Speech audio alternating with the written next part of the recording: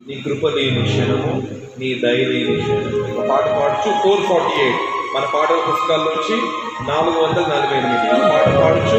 ప్రభు మహిమపరుస్తూ మనం ముందుకు సాగాలి.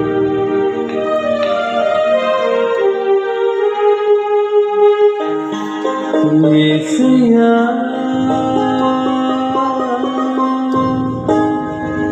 నీ కృప నాకు చాలయ్యా,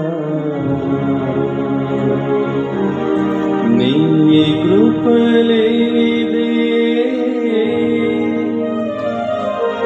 నే బ్రతుకలేనయ్యా.